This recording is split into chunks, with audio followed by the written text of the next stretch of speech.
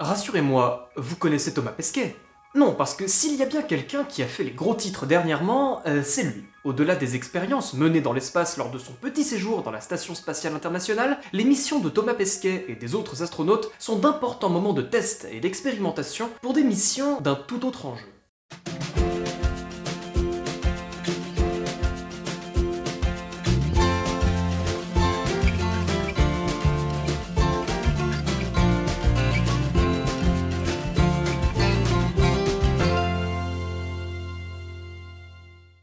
Salut à tous et bienvenue dans cette 10e revue d'actu. Eh bah ça passe vite. Comme dit précédemment, après un séjour de 6 mois dans la Station Spatiale Internationale, le spationaute français Thomas Pesquet a enfin pu revenir sur Terre, non sans quelques difficultés pour se relever. Enfin, si le seul prix à payer pour aller dans l'espace était de ne pas pouvoir marcher pendant quelques temps, soyez sûr que je ferai tout de suite ma valise. En effet, sachez que seulement un peu plus de 500 personnes ont pu à ce jour voyager dans l'espace. Même si des entreprises comme SpaceX, Blue Origin ou encore Virgin Galactic nous promettent une démocratisation de l'accès à l'espace dans les prochaines années, pour l'instant, y aller relève de la vraie prouesse. Mais au final, savez-vous vraiment pourquoi s'offrir une petite virée au-delà de l'atmosphère est aujourd'hui si difficile? À part le prix, bien évidemment. Eh bien, c'est précisément ce que je vous propose d'aborder aujourd'hui, les défis qui actuellement rendent ardu l'accès à l'espace et les solutions sur lesquelles planchent les spécialistes du sujet. On est parti. Bon, on est là à vouloir survivre dans l'espace, mais il s'agirait d'abord de quitter la Terre. C'est le premier défi dont on va parler. Si la gravité est indispensable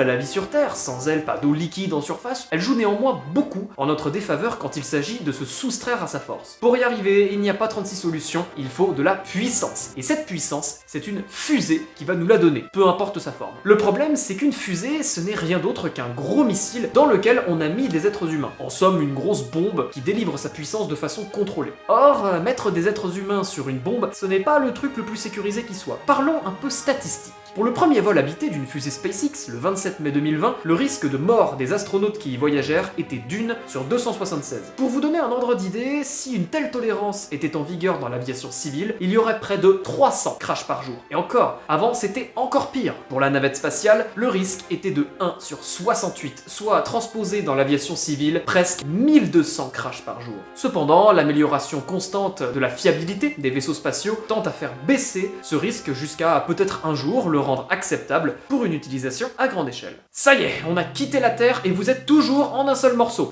Félicitations.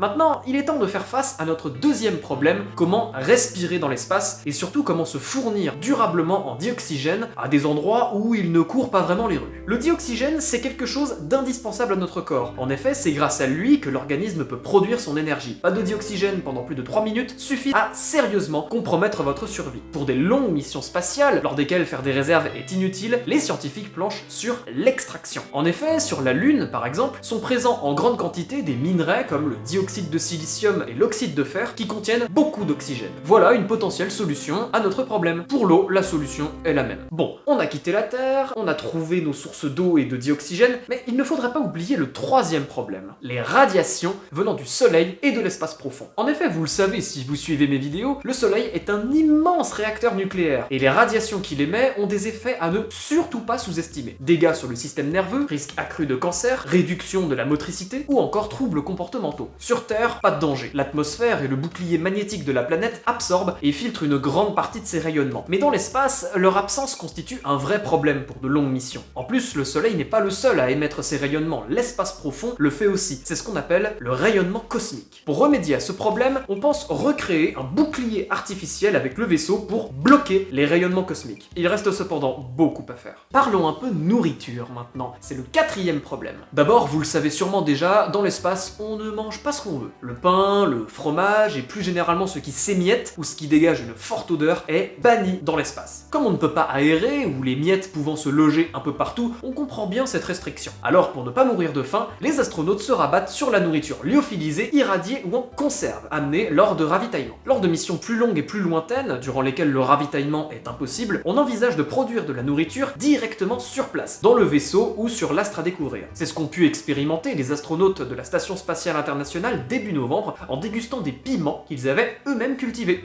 On attend la suite du festin. Alors, on sait comment boire, comment manger, comment respirer, on sait à peu près se protéger du rayonnement cosmique, on est prêt à vivre dans l'espace. Mais vous ne trouvez pas qu'il manque quelque chose, ou plutôt quelqu'un?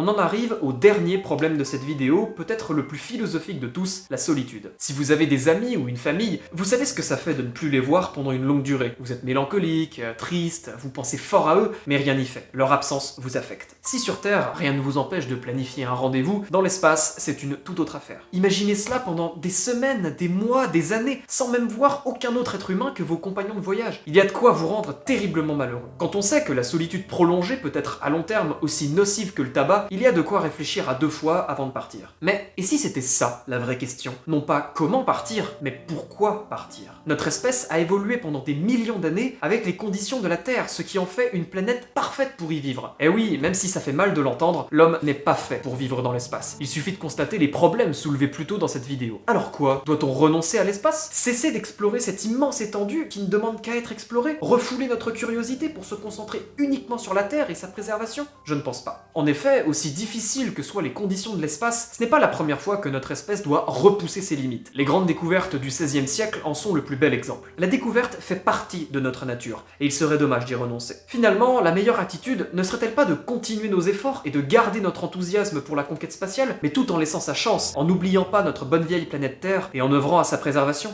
Je vous laisse y réfléchir. Et voilà, c'est la fin de cette vidéo, merci beaucoup de l'avoir visionnée. Alors pour les férus d'espace, vous aurez sûrement remarqué que je n'ai pas évoqué tous les problèmes que pose un séjour prolongé dans l'espace. La vidéo aurait été beaucoup trop longue. Mon but était de mettre en lumière les principaux pour que vous puissiez mesurer la complexité de l'organisation d'un voyage spatial. Voilà. Je vous laisse vous abonner, mettre un petit pouce vers le haut, commenter et partager cette vidéo. Et quant à moi, en attendant la prochaine, je vous dis salut!